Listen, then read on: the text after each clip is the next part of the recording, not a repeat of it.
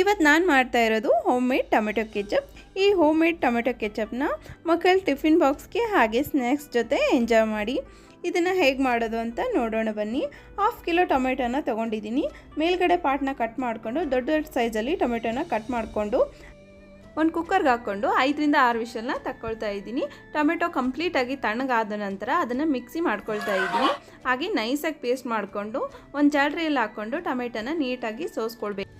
ಜಾಲರಿಯಲ್ಲಿ ಉಳಿದಿರುವಂತಹ ಬೀಜ ಹಾಗೂ ಸಿಪ್ಪೆನ ತಕ್ಕೊಂಡು 1 ಸ್ಪೂನ್ ಖಾರ, 1 ಸ್ಪೂನ್ ಉಪ್ಪು ಹಾಗೆ 2 ಸ್ಪೂನ್ ಸಕ್ಕರೆನ ಹಾಕ್ಕೊಂಡು ನೀಟಾಗಿ ಮಿಕ್ಸ್ ಮಾಡ್ಕೊಳ್ತಾ ಇದ್ದೀನಿ. 1-2 ನಿಮಿಷ ಕುದಿಸ್ಕೊಂಡು ಈ ಸ್ಪೂನಿಂದ 5 ಸ್ಪೂನಷ್ಟು ವಿನೆಗರ್ನ ಹಾಕ್ಕೊಳ್ತಾ ಇದ್ದೀನಿ.